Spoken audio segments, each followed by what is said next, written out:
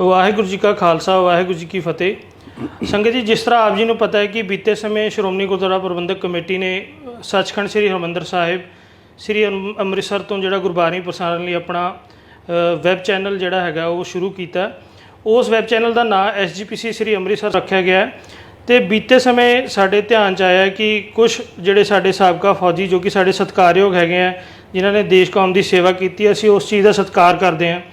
उन्होंने वालों एक बेलोड़ा जोड़ा विवाद वो खड़ा किया गया कि जोड़ा SGPC का लोगो जोड़ा है जोड़ा असी चैनल लिए वरत रहे हैं, जो श्रोमणी गुरुद्वारा प्रबंधक कमेटी का लोगो है वो लोगो कि RSS या भाजपा तो जोड़ा उन्होंने सिख संस्था ने लैके उन्होंने लोगो लाता। तो अज असी इस विषय पर जोड़ा विचार चर्चा करांगे तो असी लोगो के बारे जो समुचे तत्थ है तो ये किस तरह श्रोमणी गुरुद्वारा प्रबंधक कमेटी ने लोगो अडॉप्ट किया तो किवें ये पिछे भावना की हैगी है, उस विषय पर गल करांगे।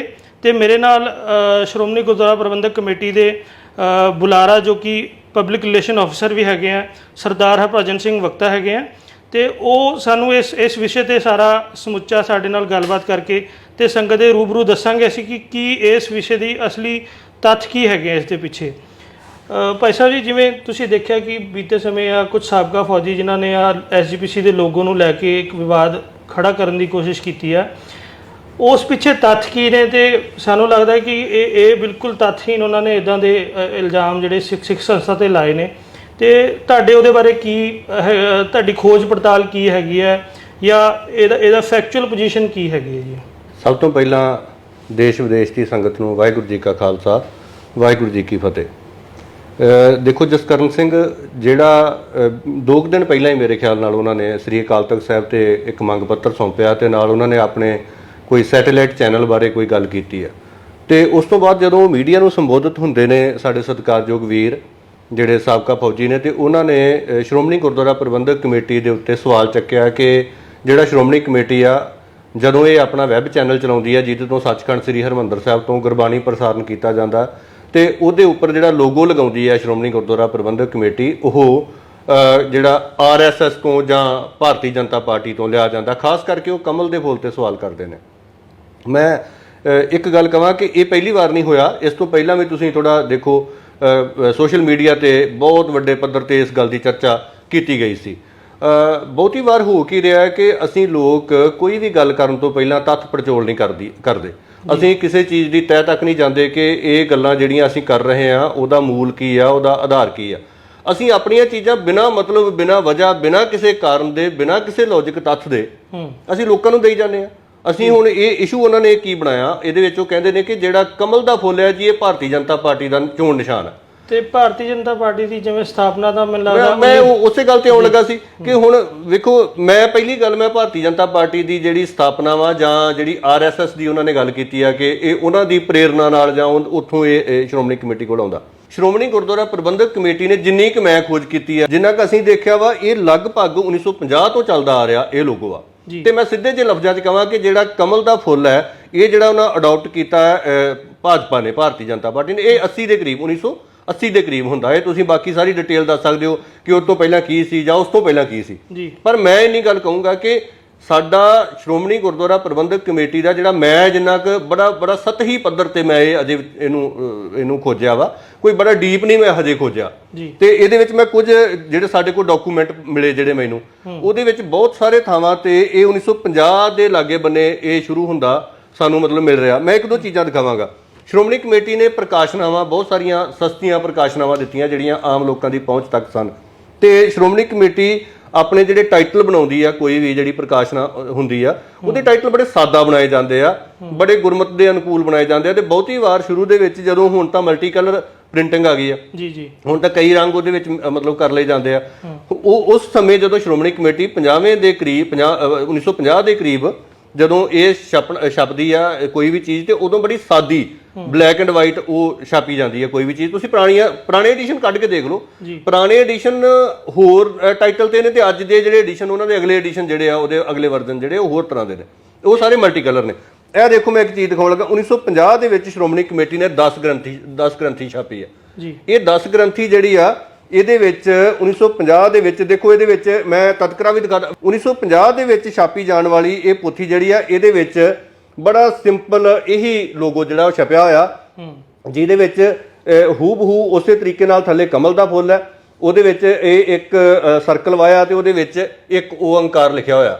ਇੱਕ ਓੰਕਾਰ ਦੇ ਉੱਪਰ ਜਿਹੜਾ ਅੱਜ ਵੀ ਹੂ ਬਹੂ ਉਹੀ ਜਿਹੜਾ ਮਲਟੀ ਕਲਰ ਤੁਸੀਂ ਦੇਖਦੇ ਹੋ, ਉਹਦੇ ਵਿੱਚ ਗੁਰਬਾਣੀ ਇਸ ਜਗ ਮੈਂ ਚਾਨਣ ਤੇ ਉੱਪਰ ਸੂਰਜ ਦੀਆਂ ਕਿਰਨਾਂ। ਇਹ ਆਪਾਂ ਮੈਂ ਇਹਦਾ ਵੀ ਥੋੜਾ ਜਿਹਾ ਬਾਅਦ ਵਿੱਚ ਦੱਸਣਾ ਚਾਹੂੰਗਾ। ਚਲੋ ਆਪਾਂ ਪਹਿਲਾਂ ਇਸ ਗੱਲ ਦੇ ਉੱਤੇ ਆ ਜਾਈਏ। ਹੁਣ ਅਸੀਂ ਕਿਸ ਆਧਾਰ ਤੇ ਕਹਿ ਰਹੇ ਹਾਂ?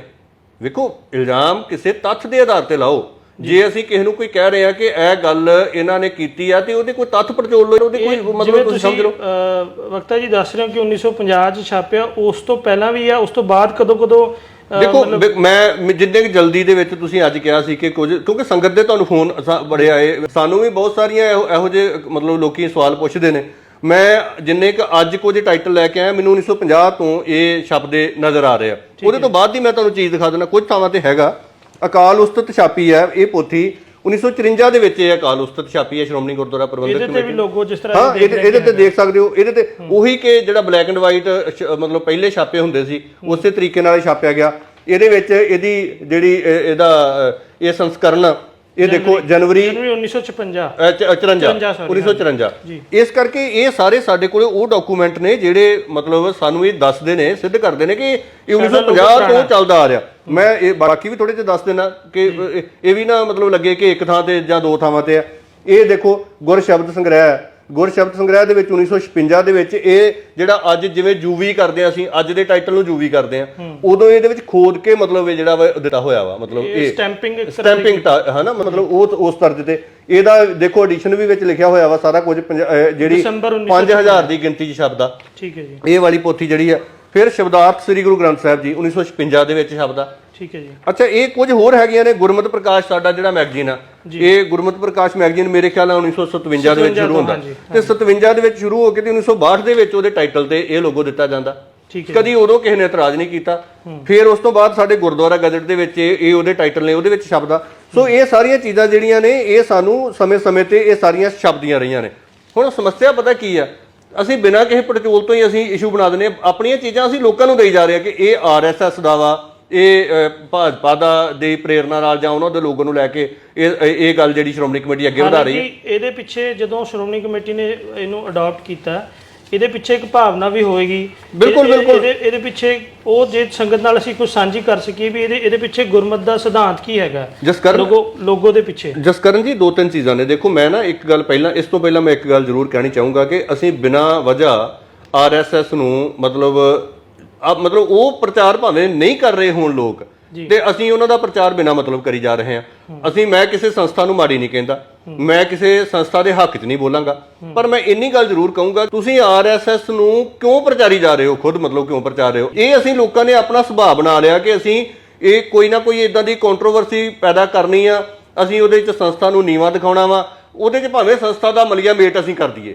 ਸਿੱਖ ਸੰਸਥਾ ਸ਼੍ਰੋਮਣੀ ਗੁਰਦੁਆਰਾ ਪ੍ਰਬੰਧਕ ਕਮੇਟੀ ਦੇ ਕੰਮਾਂ ਨੂੰ ਭੁੱਲ ਕੇ, ਸ਼੍ਰੋਮਣੀ ਕਮੇਟੀ ਦੇ ਜਿਹੜੀ ਪ੍ਰਾਪਤੀਆਂ ਨੇ ਬੀਤੇ 'ਚ, ਕਿੱਡੀਆਂ ਵੱਡੀਆਂ ਪ੍ਰਾਪਤੀਆਂ ਨੇ, ਉਹਨਾਂ ਸਾਰੀਆਂ ਚੀਜ਼ਾਂ ਨੂੰ ਭੁੱਲ ਕੇ ਅਸੀਂ ਇੱਕ ਇਹੋ ਜਿਹਾ ਏਜੰਡਾ ਤੈਅ ਕਰ ਦਈਏ ਕਿ ਲੋਕੀ ਆਪਣੇ ਆਪ ਹੀ ਮਤਲਬ ਜਿਹੜਾ ਵਾ ਉਹ ਦੁਬਦਾ 'ਚ ਪੈ ਜਾਣ ਤੇ ਕੌਮ ਦੇ ਵਿੱਚ ਇੱਕ ਨਵੀਂ ਕਿਸਮ ਦਾ ਵਿਵਾਦ ਬਣ ਜੇ, ਜਿਹੜੇ ਅਸਲ ਮੁੱਦੇ ਨੇ ਉਹਨਾਂ ਵੱਲ ਧਿਆਨ ਹੀ ਨਾ ਜਾਏ। ਇਹ ਇਸ ਤਰ੍ਹਾਂ ਸਾਡਾ ਹੋ ਰਿਹਾ। ਜੀ, ਇੱਕ ਚੀਜ਼ ਹੋਰ ਮੈਂ ਤੁਹਾਡੇ ਧਿਆਨ 'ਚ ਲਿਆਉਣਾ ਚਾਹਾਂਗਾ ਕਿ ਜਿਵੇਂ ਇਹਨਾਂ ਨੇ ਵੀ ਦੱਸਿਆ ਸੀ, ਇਹਦੇ ਪਿੱਛੇ ਲੋਗੋ ਦੇ ਪਿੱਛੇ ਭਾਵਨਾ ਕਿ ਉਹ ਵੀ ਦੱਸਦੇ ਆ। ਇਹ ਜਿਵੇਂ ਤੁਸੀਂ ਕੁਝ ਮੈਂ ਲੋਗੋ ਤੁਹਾਨੂੰ ਦਿਖਾ ਰਿਹਾ, ਤੁਸੀਂ ਇਹ ਲੋਗੋ ਦੇਖ ਸਕਦੇ ਹੋ।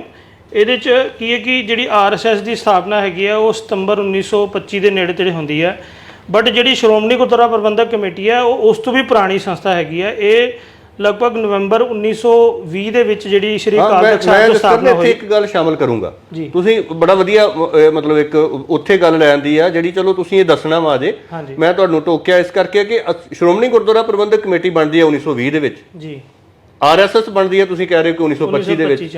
ਹੁਣ ਮੈਨੂੰ ਲੱਗਦਾ ਕਿ ਹੋ ਸਕਦਾ ਕਿ ਸ਼੍ਰੋਮਣੀ ਗੁਰਦੁਆਰਾ ਪ੍ਰਬੰਧਕ ਕਮੇਟੀ ਦੇ ਜਥੇਬੰਦਕ ਢਾਂਚੇ ਤੋਂ, ਸ਼੍ਰੋਮਣੀ ਗੁਰਦੁਆਰਾ ਪ੍ਰਬੰਧਕ ਕਮੇਟੀ ਤੋਂ ਬਾਅਦ ਜਿਹੜੀ ਉਪਜੀ ਲਹਿਰ ਸੀ ਸ਼੍ਰੋਮਣੀ ਕਮੇਟੀ ਨੂੰ ਸਥਾਪਨਾ ਕਰਨ ਲਈ, ਉਹਦੇ ਤੋਂ, ਜਾਂ ਸ਼੍ਰੋਮਣੀ ਕਮੇਟੀ ਨੇ ਜਦੋਂ ਇੱਕ ਸੰਗਠਿਤ ਰੂਪ ਵਿੱਚ ਅੱਗੇ ਵਧਣਾ ਚਾਹਿਆ 1920 ਤੋਂ ਬਾਅਦ, ਤੇ ਇਹਦੇ ਤੋਂ ਹੋ ਸਕਦਾ ਪ੍ਰਭਾਵਿਤ ਹੋ ਕੇ ਉਹਨਾਂ ਨੇ ਆਪਣੀ ਜਥੇਬੰਦੀ ਕਾਇਮ ਕਰ ਲਈ ਹੋਏ, ਜਾਂ ਕੋਈ ਹੋਰ ਮਤਲਬ ਜਿਹੜਾ ਵਾ ਉਹ ਤੋਂ ਬਾਅਦ ਵਾਲਾ ਕੋਈ ਵੀ ਲਹਿਰ ਚੱਲਦੀ ਆ, ਉਹ ਤਾਂ ਪਿੱਛੇ ਪਹਿਲੀਆਂ ਲਹਿਰਾਂ ਤੋਂ ਪ੍ਰਭਾਵਿਤ ਹੋ ਕੇ ਵੀ ਇਹਨਾਂ ਨੇ ਤਾਂ ਆਪਣਾ ਕੰਮ ਜਥੇਬੰਦਕ ਢੰਗ ਨਾਲ ਸ਼ੁਰੂ ਕਰ ਲਿਆ। ਜੀ। ਅਸੀਂ ਵੀ ਕੋਈ ਇਦਾਂ ਦਾ ਕੰਮ ਕਰੀਏ, ਹੋ ਸਕਦਾ ਇਦਾਂ ਵੀ ਹੋਏ, ਤੁਸੀਂ ਮੇਰੇ ਖਿਆਲ ਨਾਲ। ਬਿਲਕੁਲ ਸਹੀ ਗੱਲ ਹੈ ਤੁਹਾਡੀ, ਇਹ ਵੀ ਹੋ ਸਕਦਾ। ਇਹ ਸੰਗਤ ਜੀ ਜਿੱਦਾਂ ਤੁਸੀਂ ਦੇਖ ਰਹੇ ਹੋ ਕਿ ਸਥਾਪਨਾ ਜਿਹੜੀ RSS ਦੀ 1925 ਚ ਹੁੰਦੀ ਹੈ, ਉਸ ਤੋਂ ਬਾਅਦ ਜਦੋਂ ਉਹਨਾਂ ਦੇ ਪੋਲੀਟੀਕਲ ਵਿੰਗ ਜਿਹੜੇ ਉਸ ਆਈਡੀਓਲੋਜੀ ਦੇ ਸਟੈਬਲਿਸ਼ ਹੁੰਦੇ ਆ, 1951 ਚ ਜਨਸੰਘ ਸਥਾਪਿਤ ਹੁੰਦਾ ਹੈ, ਜਦੋਂ ਉਹਨਾਂ ਦਾ ਜਿਹੜਾ ਪਾਰਟੀ ਸਿੰਬਲ ਆ ਉਹ ਇੱਕ ਦੀਵਾ ਹੈਗਾ, ਜਿਹੜਾ ਅਰਦਨ ਲੈਂਪ ਕਹਿ ਲਈਏ, ਜਾਂ ਇਸੇ ਤਰ੍ਹਾਂ 77 ਚ ਜਨਸੰਘ ਤੋਂ ਜਨਤਾ ਪਾਰਟੀ ਬਣ ਜਾਂਦੀ ਹੈ। ਫਿਰ ਇੱਕ ਕਿਸਾਨ ਦੇ ਮੋਢੇ ਤੇ ਹਾਲ ਤੇ ਉਹਨੂੰ ਸਰਕਲ ਲੱਗਿਆ। ਤੇ ਜਿਹੜੀ ਭਾਜਪਾ ਹੈਗੀ ਹੈ ਉਹ 1980 ਚ ਬਣਦੀ, ਜਦੋਂ ਉਹਨਾਂ ਨੇ ਲੋਗੋ ਅਡਾਪਟ ਕੀਤਾ। ਬਟ ਜਿਹੜਾ ਸਾਡੀ ਸਿੱਖ ਸੰਸਥਾ ਦਾ ਲੋਗੋ ਹੈਗਾ ਉਹ ਇਸ ਤੋਂ ਕਿਤੇ ਘੱਟੋ ਘੱਟ 3 ਦਹਾਕੇ ਪਹਿਲਾਂ ਜਿਹੜਾ ਸਾਡੇ ਕੋਲ ਹੁਣ ਤੱਕ ਸਾਡੀ ਪਹਿਲੀ ਪੜਤਾਲ 'ਚ ਸਾਹਮਣੇ ਆਇਆ। ਤੇ ਇਹ ਸੰਗਤ ਨੂੰ ਅਸੀਂ ਬੇਨਤੀ ਕਰਨਾ ਚਾਹਾਂਗੇ ਕਿ ਇਹ ਜਿਹੜਾ ਕੁਝ ਇਸ ਤਰ੍ਹਾਂ ਦਾ ਗੁੰਮਰਾਹਕੁਨ ਪ੍ਰਚਾਰ ਜਿਹੜਾ ਸਿੱਖ ਸੰਸਥਾ ਦੇ ਵਿਰੋਧ 'ਚ ਹੁੰਦਾ, ਉਹਦੇ ਤੇ ਬੇਲੋੜਾ ਅਸੀਂ ਮਤਲਬ ਨਾ ਧਿਆਨ ਦਈਏ। ਤੇ ਸਾਡੀ ਉਹਨਾਂ ਭਰਾਵਾਂ ਨੂੰ ਵੀ ਜਿਹੜੇ ਸਾਡੇ ਜਿਨ੍ਹਾਂ ਨੇ ਵਿਵਾਦ ਖੜਾ ਕੀਤਾ, ਉਹਨਾਂ ਨੂੰ ਵੀ ਬੇਨਤੀ ਹੈ ਕਿ ਤੁਸੀਂ ਸਾਡੇ ਸਤਿਕਾਰਯੋਗ ਹੋ, ਵੀ ਇੱਦਾਂ ਦੇ ਕੋਈ ਵੀ ਜਦੋਂ ਤੁਸੀਂ ਸਿੱਖ ਸੰਸਥਾ ਨੂੰ ਟਾਰਗੇਟ ਕਰਨਾ, ਘੱਟੋ ਘੱਟ ਆਪਣਾ ਜਿਹੜੀ ਹੋਮਵਰਕ ਹੈਗਾ ਉਹ ਪੂਰਾ ਪ੍ਰੋਪਰ ਕਰਕੇ ਆਓ। ਤੇ ਹੁਣ ਮੈਂ ਵਕਤਾ ਜੀ ਨੂੰ ਬੇਨਤੀ ਕਰਾਂਗਾ ਕਿ ਜਿਹੜੀ ਸਾਡੇ ਲੋਗੋ ਦੇ ਪਿੱਛੇ ਭਾਵਨਾ ਹੈਗੀ ਹੈ, ਤੁਸੀਂ ਉਹਦਾ ਗੁਰਮਤਿ ਸਿਧਾਂਤ ਕੀ ਹੈਗਾ, ਤੇ ਸੰਗਤ ਨੂੰ ਅਸੀਂ ਉਹ ਵੀ ਥੋੜਾ ਜਿਹਾ ਚਾਨਣ ਇਸ ਸੰਬੰਧ ਚ ਪਾ ਦਈਏ। ਜਿਸ ਕਾਰਨ ਇਹਦੇ ਵਿੱਚ 2-3 ਚੀਜ਼ਾਂ ਨੇ। ਦੇਖੋ, ਜਿਹੜਾ ਲੋਗੋ ਆ ਇਹ ਪਛਾਣ ਸਿੰਬਲ ਵਜੋਂ ਇੱਕ ਚਰਚਿਤ ਪਛਾਣ ਬਣ ਜਾਂਦੀ। ਹੁਣ ਅਸਾਂ ਸ਼੍ਰੋਮਣੀ ਗੁਰਦੁਆਰਾ ਪ੍ਰਬੰਧਕ ਕਮੇਟੀ ਦਾ ਵੈਬ ਚੈਨਲ ਸ਼ੁਰੂ ਕੀਤਾ, ਉਹਦੇ ਵਿੱਚ ਅਸੀਂ ਮੋਟਾ ਕਰਕੇ ਕਿਤੇ ਸ਼੍ਰੋਮਣੀ ਗੁਰਦੁਆਰਾ ਪ੍ਰਬੰਧਕ ਕਮੇਟੀ ਲਿਖਦੇ ਰਹੀਏ, ਉਹ ਮਤਲਬ ਇੱਕ ਅਲੱਗ ਕਿਸਮ ਦੀ ਜਿਹੜੀ ਆ ਭਾਵਨਾ ਜਿਹੜੀ ਆ ਉਹ ਪ੍ਰਗਟਾਏਗਾ। ਪਰ ਜਦੋਂ ਅਸੀਂ ਕਿਸੇ ਚੀਜ਼ ਨੂੰ ਇੱਕ ਸਿੰਬਲ ਵਜੋਂ ਦਵਾਂਗੇ ਕਿ ਮਤਲਬ ਇਹ ਸਿੰਬਲ ਆ ਇਸ ਚੀਜ਼ ਦਾ, ਉਹ ਆਇਡੈਂਟੀਟੀ ਬਣ ਜਾਂਦੀ, ਪਛਾਣ ਬਣ ਜਾਂਦੀ ਆ। ਉਹ ਪਛਾਣ ਫਿਰ ਲੋਕਾਂ ਦੇ ਇੱਥੇ ਜ਼ਿਹਨ ਦੇ ਵਿੱਚ, ਦਿਮਾਗ ਦੇ ਵਿੱਚ ਪੱਕੀ ਘਰ ਕਰ ਜਾਂਦੀ ਆ। ਇਹ ਲੋਗੋ ਦੀ ਭਾਵਨਾ ਵੀ ਇਦਾਂ ਦੀ ਹੁੰਦੀ ਹੈ ਕਿ ਥੋੜੀ ਚੀਜ਼ ਦੇ ਵਿੱਚ ਇੱਕ ਚਿੰਨ੍ਹ ਦੇ ਰੂਪ ਦੇ ਵਿੱਚ ਲੋਕਾਂ ਦੇ ਅੰਦਰ ਉੱਕਰ ਦਿੱਤੀ ਜਾਏ ਗੱਲ ਕਿ ਜੇ ਸ਼੍ਰੋਮਣੀ ਗੁਰਦੁਆਰਾ ਪ੍ਰਬੰਧਕ ਕਮੇਟੀ ਲਿਖਣ ਦੀ ਲੋੜ ਨਹੀਂ, ਜੇ ਇਹ ਲੋਗੋ ਹੀ ਮੋਹਰ ਉੱਥੇ ਲੱਗ ਗਈ ਤੇ ਆਪਣੇ ਆਪ ਦੇ ਵਿੱਚ ਹੀ ਅੰਡਰਸਟੂਡ ਆ ਕਿ ਇਹ ਚੀਜ਼ ਮਤਲਬ ਜਿਹੜੀ ਲੋਕਾਂ ਨੂੰ ਪਤਾ ਕਿ ਸ਼੍ਰੋਮਣੀ ਗੁਰਦੁਆਰਾ ਪ੍ਰਬੰਧਕ ਕਮੇਟੀ ਵੱਲੋਂ ਪ੍ਰਮਾਣਿਤ ਆ। ਇਹਦੇ ਵਿੱਚ ਦੇਖੋ, ਜਦੋਂ ਇਹ ਬਣਾਇਆ ਗਿਆ, ਇਹਦੇ ਵਿੱਚ 3-4 ਚੀਜ਼ਾਂ ਮੈਂ ਜ਼ਰੂਰ ਕਹਾਂਗਾ। ਸਭ ਤੋਂ ਪਹਿਲਾਂ ਸਾਡਾ ਜਿਹੜਾ ਗੁਰਮਤਿ ਫਿਲਾਸਫੀ ਦਾ ਜਿਹੜਾ ਮੁੱਢ ਆ ਉਹ ਕੀ ਆ? ਇੱਕ ਓਅੰਕਾਰ, ਜਿਹੜਾ ਸ੍ਰੀ ਗੁਰੂ ਨਾਨਕ ਦੇਵ ਜੀ ਨੇ ਸਾਨੂੰ ਦਿੱਤਾ। ਮਤਲਬ ਬਹੁਤ ਸਤਿਕਾਰਤ ਸ੍ਰੀ ਗੁਰੂ ਗ੍ਰੰਥ ਸਾਹਿਬ ਜੀ ਜਿਹੜੇ ਪਾਵਨ ਪਵਿੱਤਰ ਸਾਡੇ ਇਸ਼ਟ ਨੇ, ਉਹਦੀ ਸ਼ੁਰੂਆਤ ਵੀ ਇੱਕ ਓਅੰਕਾਰ ਤੋਂ ਹੁੰਦੀ ਹੈ। ਤੇ ਗੁਰਮਤਿ ਫਿਲਾਸਫੀ ਦਾ ਸਾਰਾ ਹੀ ਮੂਲ ਜਿਹੜਾ ਮੁੱਢ ਜਿਹੜਾ ਵਾ ਉਹ ਅਸੀਂ ਇੱਕ ਓਅੰਕਾਰ ਨੂੰ ਮੰਨਦੇ। ਇਸ ਲੋਗੋ ਦੇ ਵਿੱਚ ਇੱਕ ਓਅੰਕਾਰ ਤੁਸੀਂ ਦੇਖੋ ਸੈਂਟਰ 'ਚ ਰੱਖਿਆ ਹੋਇਆ ਕਿ ਤੁਹਾਡੀ ਕੋਈ ਵੀ ਫਿਲਾਸਫੀ ਇੱਥੋਂ ਹੀ ਸ਼ੁਰੂ ਹੁੰਦੀ ਹੈ ਤੇ ਇੱਥੇ ਹੀ ਖਤਮ ਹੋਏਗੀ। ਦੂਜੀ ਗੱਲ, ਇਹਦੇ ਆਲੇ ਦੁਆਲੇ ਤੁਹਾਡਾ ਸਾਰਾ ਕੁਝ ਜਿਹੜਾ ਉਹ ਚੱਲੇਗਾ। ਜਿਹੜਾ ਇਹਦੇ ਚ ਜਿਵੇਂ ਵਿਵਾਦ ਕਰਦੇ ਆ ਕਿ ਕਮਲ ਦਾ ਫੁੱਲ ਅਸੀਂ ਉੱਥੋਂ ਲੈ ਲਿਆ, ਤੇ ਇਹਦਾ ਤੁਸੀਂ ਗੁਰਮਤਿ ਸਿਧਾਂਤ ਮੈਂ ਉਹ ਵੀ ਗੱਲ ਕਹਾਂ। ਪਹਿਲਾਂ ਮੈਂ ਉਸ ਤੋਂ ਪਹਿਲਾਂ ਇੱਕ ਛੋਟੀ ਜਿਹੀ ਗੱਲ ਹੋਰ ਦੱਸ ਦਿਆਂ। ਇਹਦੇ ਵਿੱਚ ਗੁਰਬਾਣੀ ਇਸ ਜੱਗ ਮੈਂ ਚਾਨਣ, ਮਤਲਬ ਇੱਕ ਸਰਕਲ ਦੇ ਰੂਪ ਚ ਉਦੋਂ ਤਾਂ ਇਹ 1950 ਵਾਲਾ 62 ਵਾਲਾ 1950 ਵਾਲਾ ਵੀ ਸੇਮ ਹੀ ਆ। ਮੈਨੂੰ ਉਹ ਦਿਖਾ ਦਿਓ, ਮੈਂ ਉਹ ਦਿਖਾ ਦਿੰਦਾ। ਇਹ 1950 ਵਾਲੇ ਦੇ ਵਿੱਚ ਵੀ ਉਹ ਚੀਜ਼ ਆ, ਤੁਸੀਂ ਦਿਖਾ ਦਿਓ।